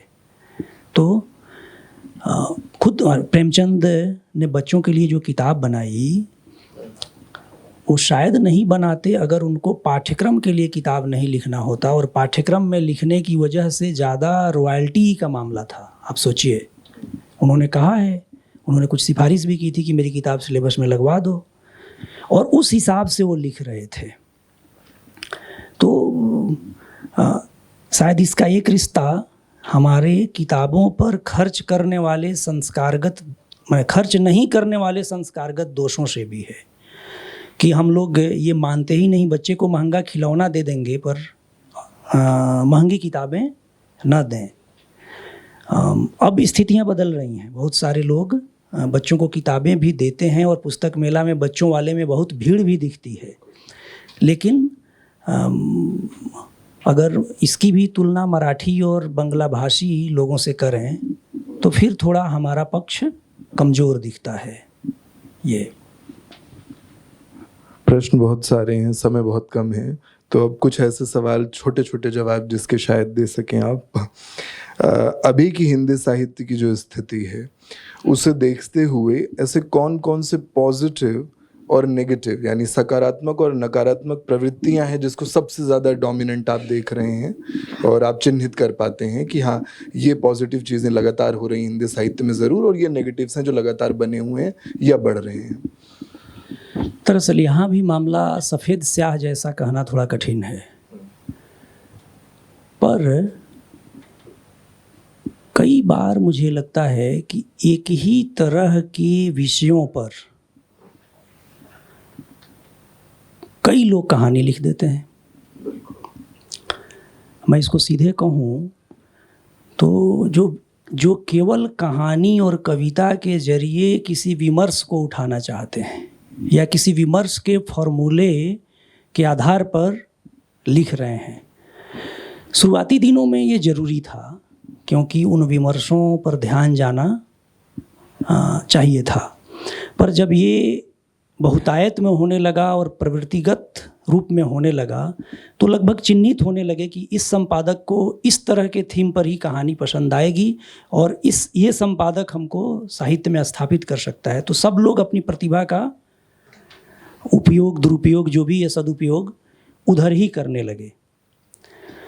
पर अगर कोई भी रचनाकार अपनी निजता को, अपने स्वत्व को, अपने आत्मबोध को जोखिम लेकर भी कि वो फैशन से बाहर है लिखता है तो ये ज़रूरी है। अब एक दूसरी चीज़ है कि जो मैंने ये कहा कि अपने स्वत्व, अपने आत्मबोध और इन चीज़ों को लेकर लिखता है, तो इसका मतलब ये नहीं है कि वो हमारे समाज या दुनिया से कट जाता है। ये सारी चीज़ें समाज से बाहर होकर समाज के प्रश्नों से इतर प्रश्न, अगर कुछ छद्म चेतना वाले सवालों को स्थापित करने वाले प्रश्न आते हों तब तो ठीक नहीं है। और ये हमेशा याद रखना होगा, जो एक बड़े विद्वान ने अपनी किताब का शीर्षक रखा है, nothing human is alien to me. Nothing human is alien to me. मनुष्य के जीवन से जुड़ी हुई कोई भी चीज़, उसका कोई भी पक्ष जिस पर ध्यान नहीं जाता उस पर जाना चाहिए। पर आप अगर देखेंगे तो पिछले 15-20 सालों में बहुत सारे लोग ऐसे मिल जाएंगे जो एक ही तरह की कहानी लिख रहे हों, एक ही तरह की कविता लिख रहे हों। अगर आप नाम हटा दें तो पहचानना मुश्किल हो जाए कि ये कहानी किनकी है, ये कविता किनकी है। तो ये साहित्य के लिए बड़ा संकट है जो इसके पहले नहीं था, और अब भी धीरे धीरे ठीक होगा ही, लोगों का ध्यान जाएगा। अच्छा, आखिरी सवाल बहुत सारे हैं लेकिन कुछ सीमित करना पड़ेगा। तो एक, आपकी बहुत ज़्यादा इस बात को लेके आपका आग्रह रहता है कि किताब की संस्कृति बढ़े, किताब पढ़ी जाए, इसके इम्प्रेशंस भी समझ में आए कि आपके बचपन या आपके विद्यालयी जीवन में ऐसी चीज़ें रही जिसकी वजह से आपको समझ आया किताबें किस तरह लोगों तक पहुंचाई जा सकती हैं, उन लोगों तक भी जो पढ़ने में इंटरेस्टेड नहीं होते हैं। लेकिन इससे अलग अभी, क्योंकि लगातार आपने बहुत सारे एक्सपेरिमेंट किए बच्चों के साथ, ये मैंने देखा है, कुछ बच्चे बिल्कुल नहीं पढ़ते थे और बाद में पूरी तरह किताब में डूब गए, तो ऐसे भी रहे हैं। आपके पास कुछ सुझाव हों इस तरह के भी? मैं जानता हूँ सुझाव ज़्यादा मांग रहा हूँ आज की बातचीत में, लेकिन ये ज़रूरी भी है क्योंकि मुझे पता है ये बातचीत बहुत ज़्यादा उस दिशा में तभी जा पाएगी। बहुत सारे स्टूडेंट्स ये बात रखते रहे हैं पिछले सालों में कि पुस्तक संस्कृति को, किताब के पढ़ने के कल्चर को, जिस तरह का भी एम्बियंस है उसमें इसको बढ़ावा देने के लिए क्या रास्ते और अपना सकते हैं हम सब, थोड़ा और कॉन्क्रीट, एज इन जो बिल्कुल चलताऊ तरीके हम जानते हैं उनसे इतर भी, क्योंकि वो बिल्कुल बुक फेयर या इस तरह की चीज़ों के बारे में जब भी हम बात करते हैं तो कुछ तयशुदा हमने समझ बना ली है कि हाँ भाई 27 करोड़ की किताबें अगर बिकी कलकत्ता पुस्तक मेले में तो माने सब पढ़ने वाले तो बंगाली हैं और हिंदी पट्टी में कोई नहीं पढ़ने वाला, और एक नैरेटिव वो कि नहीं हिंदी में पढ़ने वाले दबे छिपे हैं, शोर जिनका सुनाई देता है वो तो पढ़ते नहीं, लेकिन असली पढ़ने वाले बहुत सारे हैं, वो छुपे हुए हैं। ऐसी रोज़ रोज़ बातें सोशल मीडिया और तमाम जगह आती हैं, लेकिन वास्तव में किताब की संस्कृति कहीं ना कहीं इस देश में कमज़ोर है, हिंदी पट्टी में ज़रूर कमज़ोर है, ये भी बार बार दिखता है।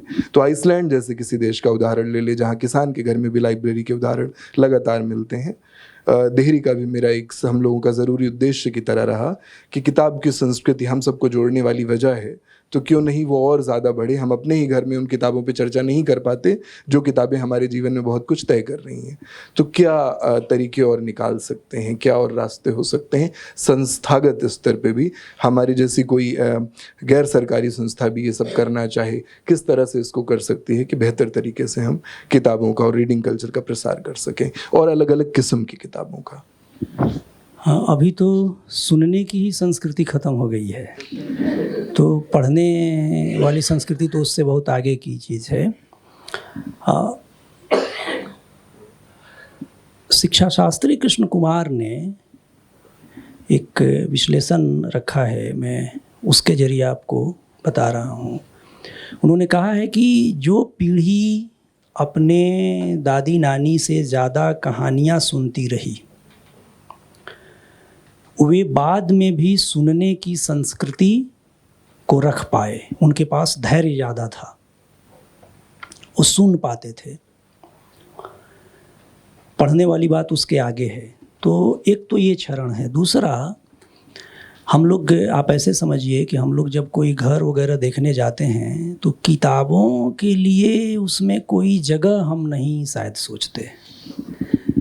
हम लोग ये तो सोच लेते हैं कि यहाँ ये रखेंगे, यहाँ ये रखेंगे, पर किताबों का रैक यहाँ होगा और उस हिसाब से न तो सरकार और न हमारे बड़े बिल्डर्स इस तरीके से सोचते नहीं।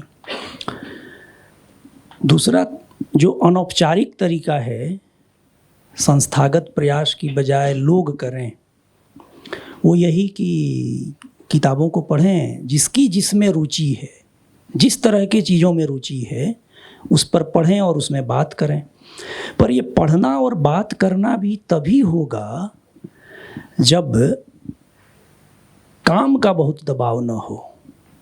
हमारे यहाँ जो ढांचा बन रहा है, अभी तो एक बड़े महान व्यक्ति हैं, मैं भी कुछ साल पहले तक उनको महान ही समझता था। जब तक उन्होंने बयान न दिया था कि 16 घंटा या 17 घंटा भारत के नौजवानों को काम करना चाहिए, तब तक मुझे लगता था कि वो विवेकवान भी हैं। तो अगर कोई 8-10 घंटे से अधिक काम करता है तो आप सोचिए कि वो कैसे पढ़ेगा।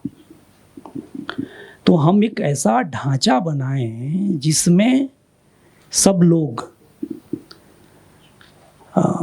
उनका काम का समय, उसकी गुणवत्ता मैं नहीं कह रहा, और उससे बल्कि कम समय काम करके 8-10 घंटे करके भी देश का जीडीपी और सब कुछ आगे हो जाएगा, हम लोग विश्वगुरु भी बन ही जाएंगे।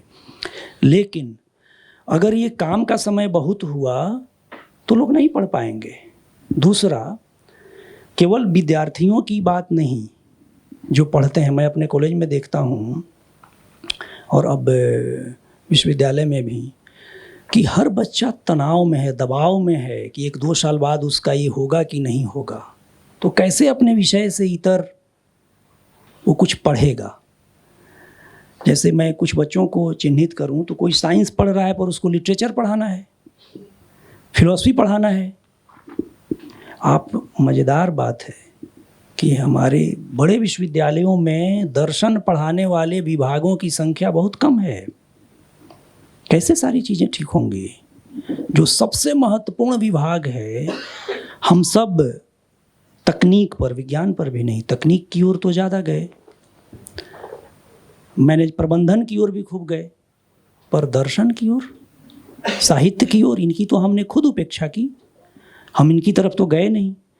तो जो संस्थागत या ताकतवर लोग जो नीतियों को बनाते हैं, अगर उनकी नीयत ठीक है तो उनको ध्यान देना होगा इस पर कि ऐसी चीज़ों को प्रश्रय मिले, और बाकी जो व्यक्तिगत प्रयास हैं वो प्रयास ही करके कुछ कर सकता है।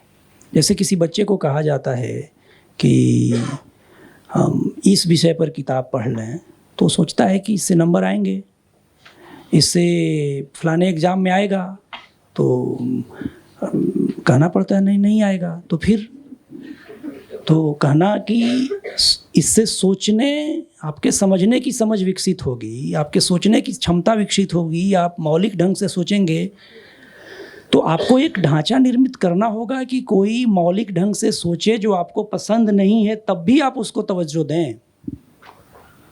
वो ढांचा तो नहीं है।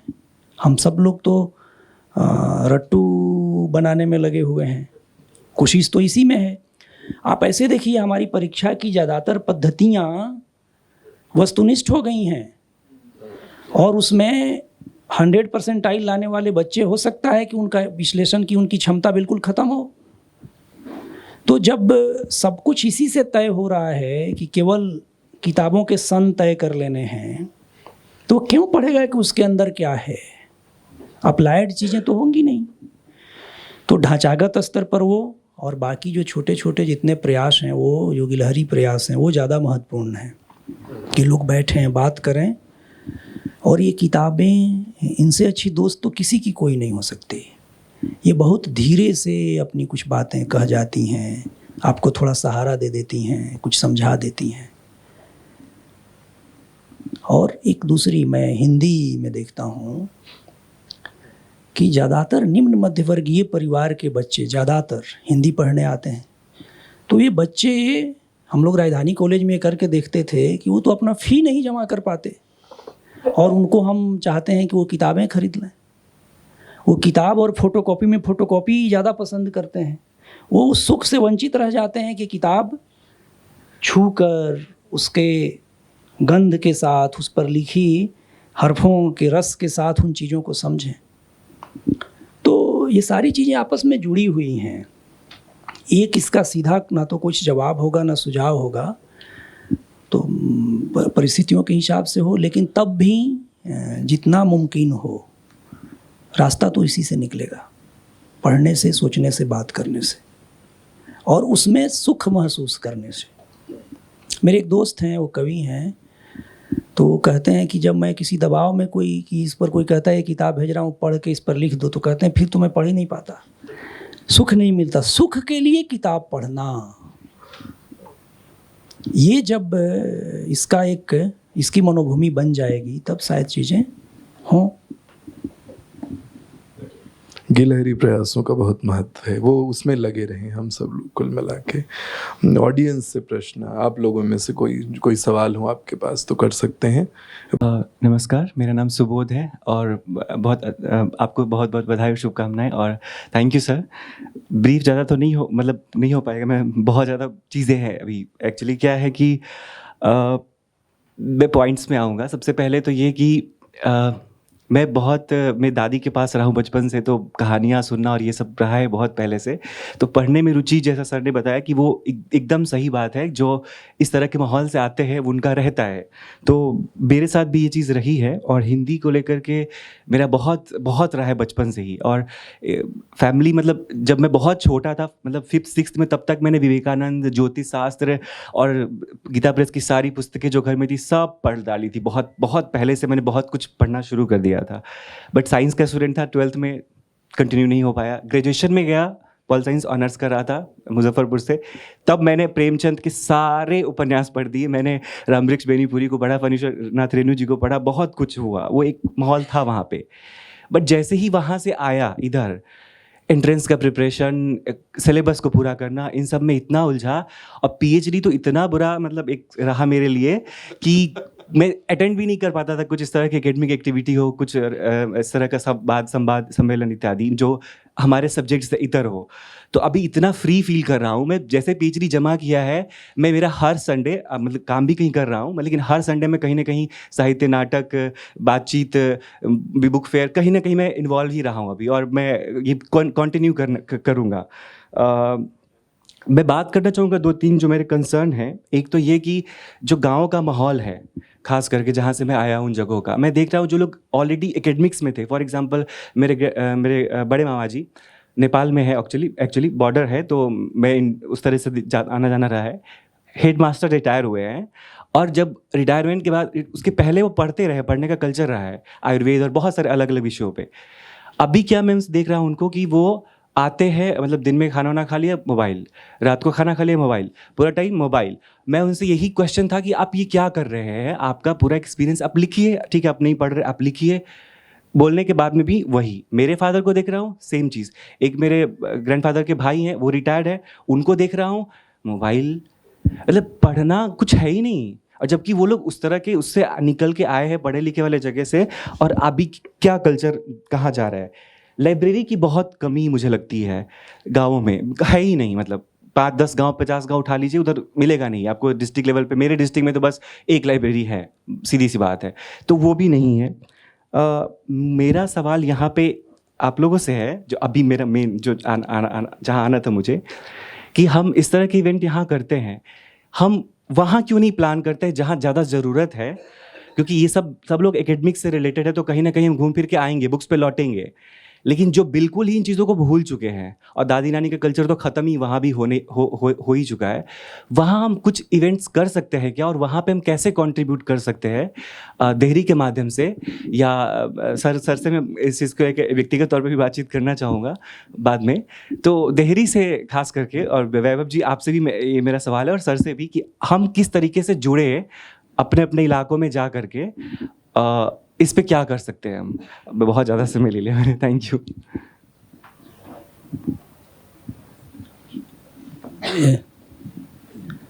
सुबोध जी के सवाल का क्या मैं जवाब दूं, पर अगर उनको लगता है कि वो अपने गांव में ऐसा आयोजन करें और 25, 30, 50 लोगों को बैठा लें जो इस तरह की बातें सुनने की इच्छा रखते हों, तो करना चाहिए। अब तो ये भी बहुत कठिन हो गया है।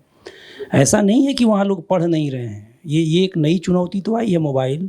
अभी मोबाइल के साथ दरअसल हम लोगों ने अपना संबंध ठीक से नहीं परिभाषित किया है कि इसकी हमारे जीवन में कितनी ज़रूरत है और इसको कैसे हैंडल करना है। जिन लोगों ने कर लिया है वो आगे जा रहे हैं, बाकी जो आप जिनका उदाहरण दे रहे हैं और आपके अनुभव सही हैं, तो वो तो है। छोटे शहरों में जहाँ की आप बात कर रहे हैं, बच्चे पढ़ते तो हैं, ग्रुप बनाकर बहुत पढ़ रहे हैं। वहाँ एक नए तरह की लाइब्रेरी, पुस्तकालय संस्कृति विकसित हुई है, जहाँ आप अपने घर से प्रतियोगी परीक्षाओं की किताबें लेकर जाते हैं, 8-10 घंटे बैठते हैं, पढ़ते हैं और फिर आ जाते हैं। और केवल वहाँ वाईफाई वगैरह रहता है, चाय कॉफ़ी का इंतज़ाम होता है, दूसरी किताबें नहीं पढ़ते। तो आप इसके पीछे का कारण अगर सोचेंगे तो उनको लगता है कि नौकरी बहुत कम है, रोज़गार के साधन नहीं हैं, हमको उसमें जगह बना लेनी है, और वो जगह मिलेगा जिन चीज़ों को पढ़ने से उसको पढ़ें, तो वही कर रहे हैं। तो जो नया तकनीक आया है उसके साथ अभी कैसे सहजता के साथ उसको हैंडल किया जाए, इसकी थोड़ी दुविधा मुझे दिख रही है, और मैं खुद उसका शिकार हूँ। तो आप माने आपके लिए क्या। और दूसरा कि बच्चे कब पढ़ते हैं। आपने बताया आप जब पढ़ रहे थे विवेकानंद को, बेनीपुरी को, तब आपको नौकरी का दबाव नहीं था। जब आपको थीसिस लिखना था, उसके ज़रिए नौकरी हासिल करनी थी, तो आपने खुद कहा कि आप नहीं हैंडल कर पा रहे थे। तो सब समझते हुए जब आप नहीं कर रहे थे तो क्या कहा जाए। तो वैसे ही सारे लोगों के साथ स्थितियां हैं। सबको असाइनमेंट लिखने हैं, सबको पढ़ने हैं। अब तो चैट जीपीटी है। अब तो यही बहुत मुश्किल है कि सब कुछ रेडीमेड मिल रहा है। तो आपके समय में तो कुंजिका और गाइड, एटम बम नाम से कुछ आता था। अब तो हर जगह यही है। तो ये सारी चीज़ें, मुख्य चीज़ है सोचने के लिए लीजर पीरियड का होना और आपके भविष्य की सुरक्षा का होना। अगर आपको लगता है कि आपका भविष्य सुरक्षित नहीं है तो आप नहीं पढ़ेंगे। हम कुछ भी कोशिश कर लें, हम लोग हिमालय में ले जाने के लिए तो पढ़ नहीं रहे। अंततः सबको अपनी रोजी रोटी भी कमानी है और उसमें सबको असुरक्षा दिख रहा है। तो ये सारी चीज़ें संबद्ध है। वो जब बदलेगी संरचना तभी बदलेगी जब आधार थोड़ा बदलेगा, दोनों के बीच का संबंध थोड़ा परिभाषित होगा। देहरी की तरफ से हाँ जहाँ तक बात है, बिल्कुल यही सब है ही एजेंडे में प्रयास। और आप सब सहयोग करें तो जहाँ से भी आते हैं, जो हमारे और इनिशिएटिव से संवाद उत्सव वगैरह, उसमें यही प्रयास रहता है कि जो लोग जहाँ से भी आते हैं वो अपनी जगह पे भी यही बातें करें, इसी तरह बैठें, इसी तरह के आयोजन करें। आप अपने यहाँ भी करेंगे तो देहरी पूरी तरह ऑर्गेनाइज करने में लगेगा। आप बिल्कुल निश्चिंत रहिए सुबोध, बिल्कुल। और कोई प्रश्न?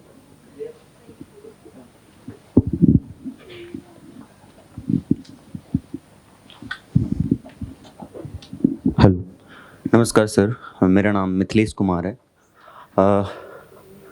सर, चूँकि देहरी और सर लेफ़्ट और राइट के बीच में गांधी की बात कर रहे थे, कभी कभी हम सर जब हम शब्दों का इस्तेमाल करते हैं तो बहुत ही कंफ्यूज हो जाते हैं। कभी कभी हम जो हमारी परवरिश रही है या जिस वातावरण में हम रहे हैं, शब्दों का इस्तेमाल कर देते हैं। जैसे कि मैं भी उस तरह के शब्दों का इस्तेमाल जो नहीं करना चाहता हूँ वो कर देता हूँ। जैसे कि सर ने बीच में बातचीत में दौरान बोला कि जब हम किसी को नेगेटिव थिंकिंग में बोलना चाहते हैं तो बौना आदमी, छोटा आदमी, इस तरह के हम शब्द निकल जाते हैं। तो सर उससे कैसे बचा जाए और क्या ऐसे हम किस तरह से सीख सकते हैं कि हम उसको ना बोल के हम कुछ उसके बीच का बात हम कह सकें।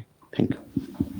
ये बहुत महत्वपूर्ण बात की ओर आपने ध्यान दिलाया। मैंने कहा था कि ये बौने कद के लोग हैं और बौनापन एक जेनेटिकल चीज़ भी है और मैं उसका शिकार हुआ। मैंने कहा ये माफ़ करिए।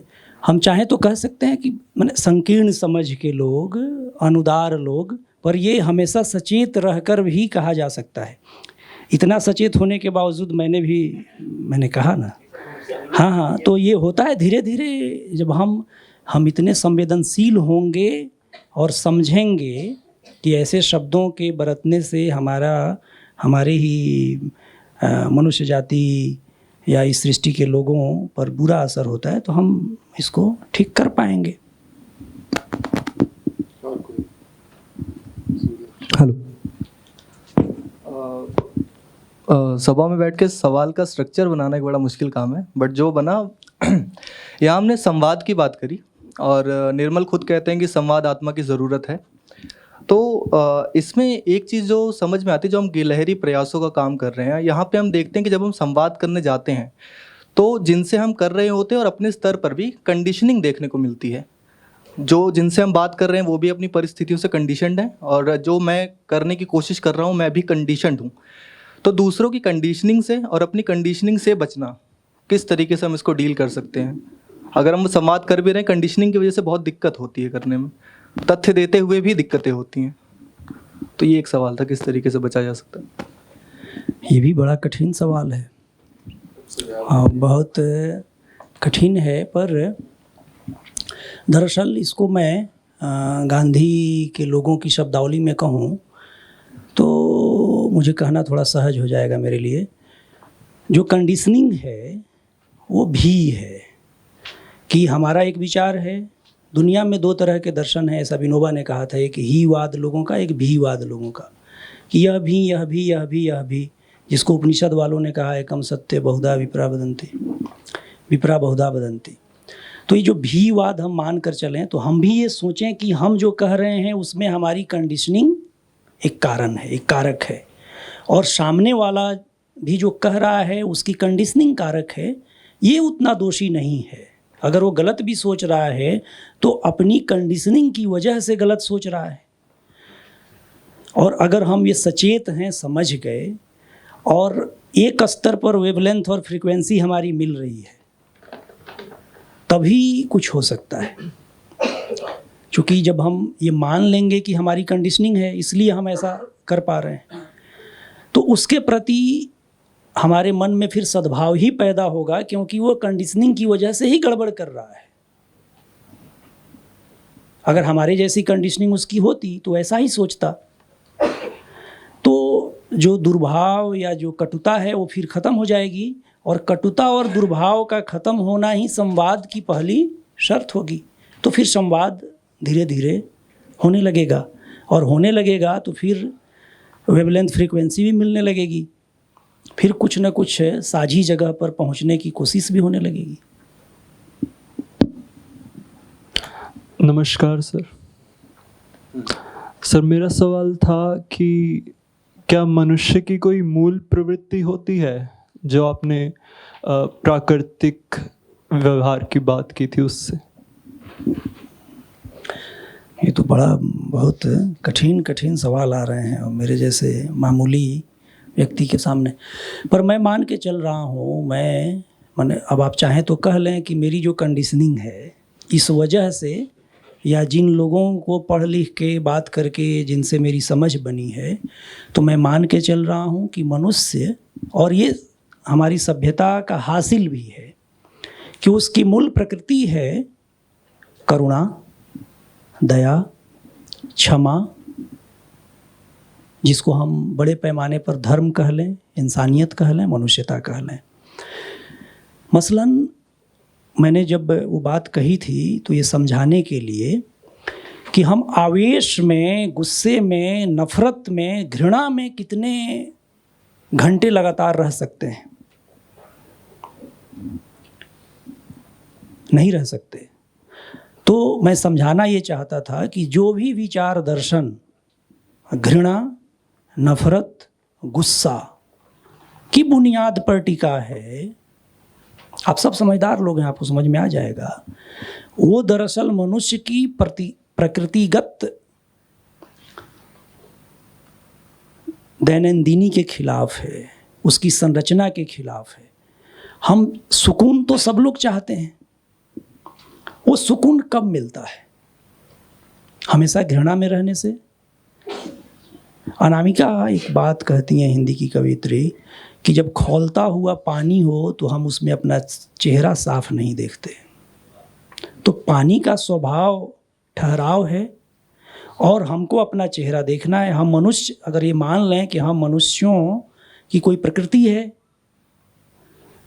हमारी जातिगत कोई प्रकृति है एज ए मनुष्य, तो उसको ठहराव में समझने के लिए तो यही सारी चीज़ें काम आएंगी।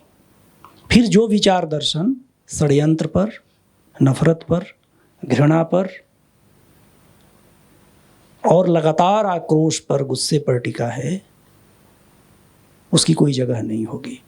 जब मैं आपको कह रहा हूँ तो मुझे साहित्य में घृणा का स्थान भी याद है, जो प्रेमचंद ने प्रतिपादित किया है, और रामचंद्र शुक्ल का आक्रोश वाला भी याद है। लेकिन ये लगातार नहीं हो सकता।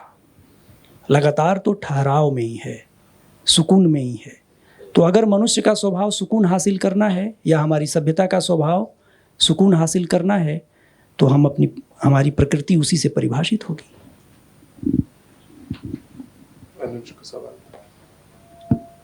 नमस्ते सर।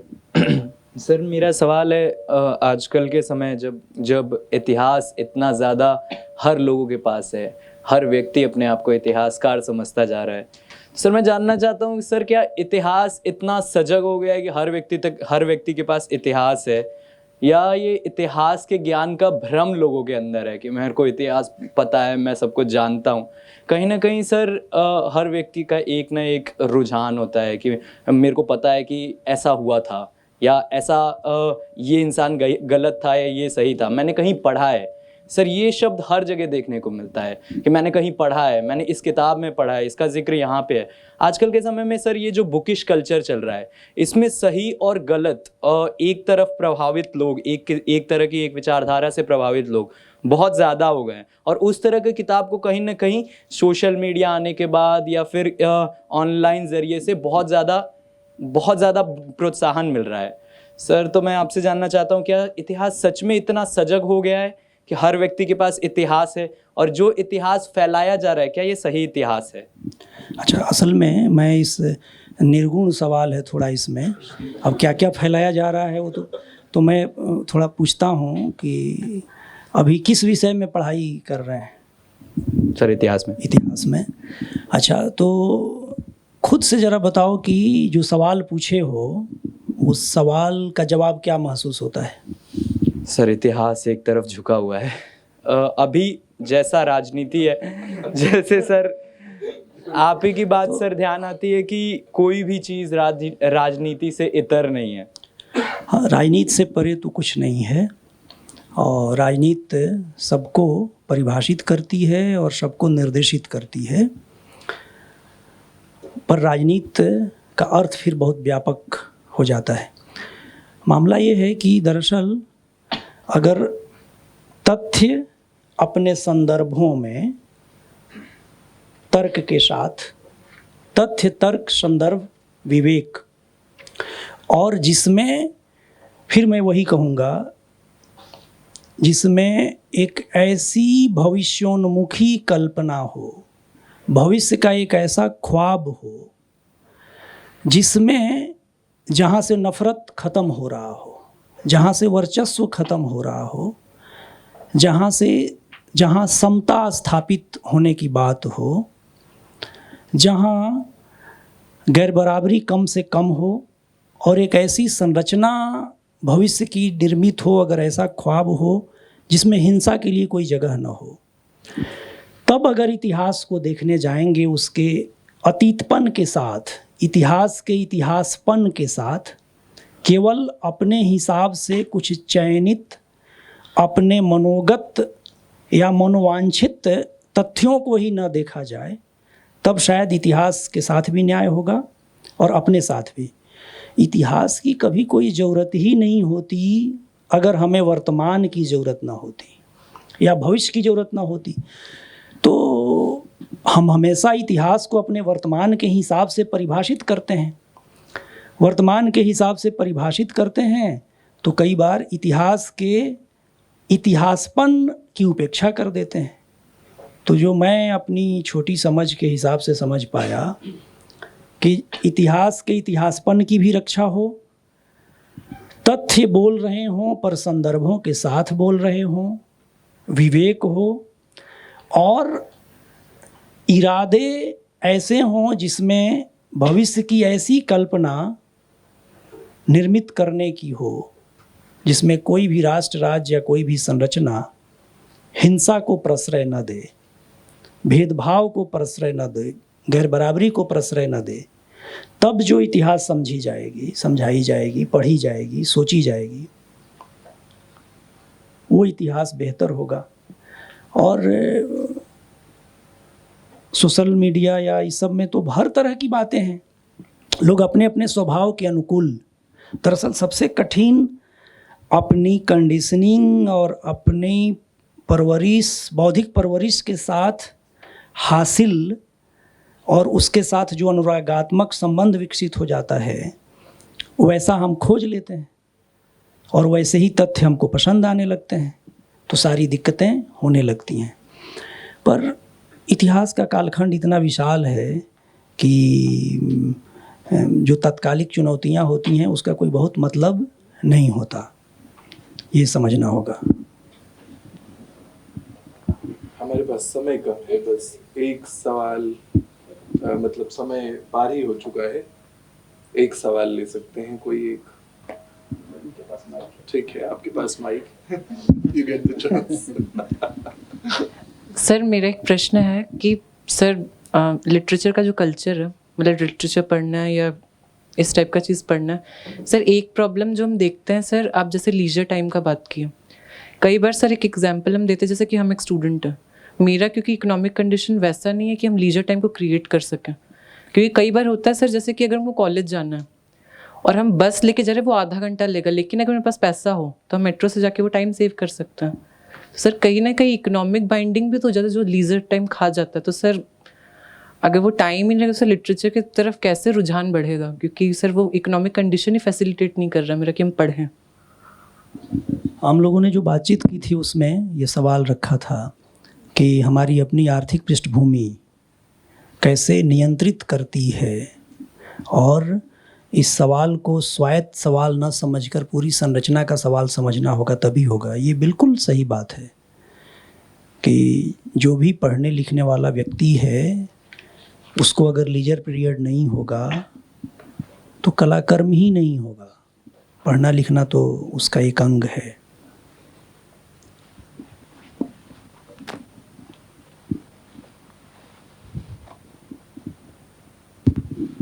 मुझे पता है और लोगों के पास भी प्रश्न है, समय बिल्कुल नहीं है और समय का ध्यान रखा ही जाना चाहिए ऐसे आयोजनों में। मुझे लगता है अक्सर नहीं रखा जाता, उसका बहुत नुकसान उठाना पड़ता है, फिर अगली बार से लोग कम आते हैं, तो इसलिए ये भी ज़रूरी है देहरी को ध्यान में रखना। बहुत असली वाला बतरस बिल्कुल रहा, सार्थक सरस बातचीत हुई सर, और थैंक यू सर, बहुत शुक्रिया आपका। बहुत शुक्रिया आप सबका। और देहरी वाले, देहरी का दरअसल जो परिवार है वो मेरा ही अपना परिवार है, ये सब अपने बच्चे हैं, तो बच्चों को क्या शुक्रिया, पर फिर भी आप लोगों ने प्रयास किया, तो ये इसके लिए बहुत शुक्रिया। और जो लोग इतनी दूर से आए उन सबका भी बहुत शुक्रिया।